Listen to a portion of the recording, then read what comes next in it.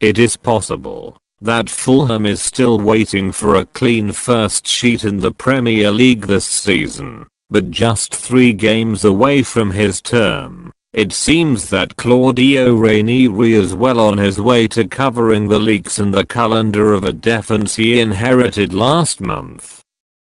The James Maddison strike in the 74th minute gave Leicester a 1-1 draw at Craven Cottage, which will feel like 2 points lost at the bottom of the league.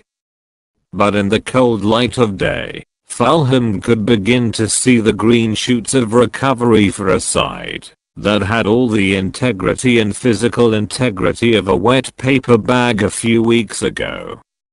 It is not insignificant that Ranieri has been able to name the same 5 in each game so far.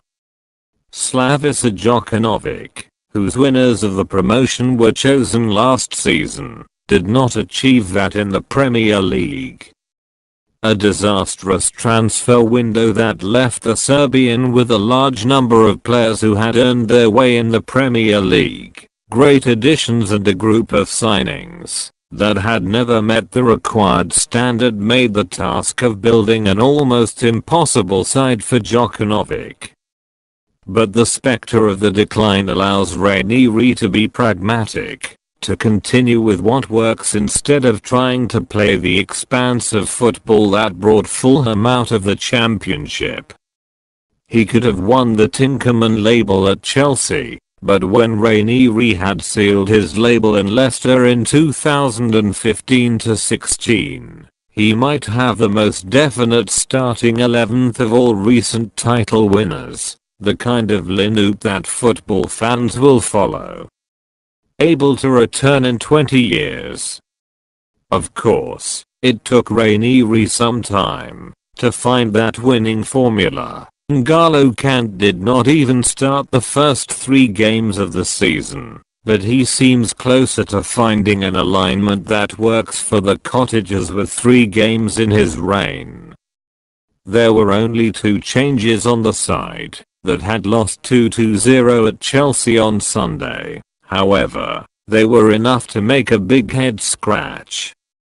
Abubakar Kamara is many things, mainly an agent of chaos that stuns his teammates as often as opponents, but a right midfielder who can track down Ben Chilwell is not one of them.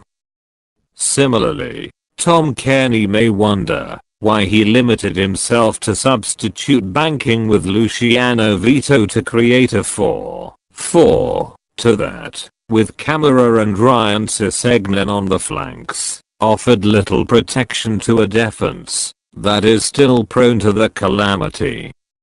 No doubt there is a little touch-ups that is paying off for Ranieri.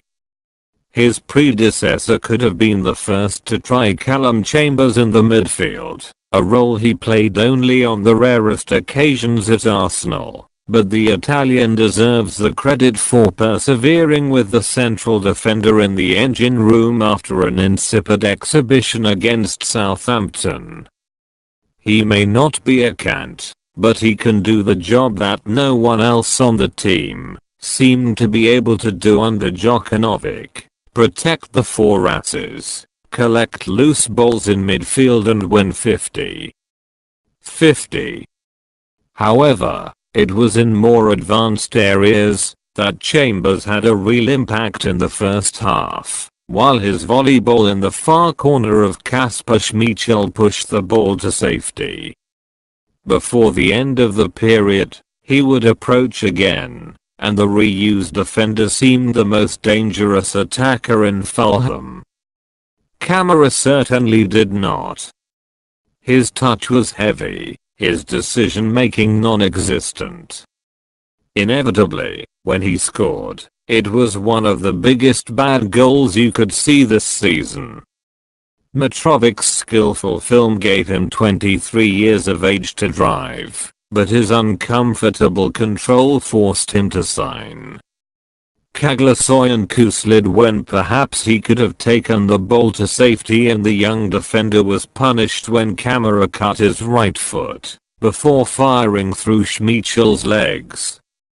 The defense is not contrary to the moments of heart in mouth. As soon as the 3rd minute, Leicester cut the soft centre of Fulham, when Dennis Odoi slipped, while pursuing Kelechi Iheanacho, but if nothing else, the greater familiarity of the defense means that they can deal with each other's weaknesses, as Sergio Rico tried when he cleaned a rebound pass from Alfie Mawson. In fact, what was perhaps the most notable of the first exchanges of the second period was how absolutely insignificant they were.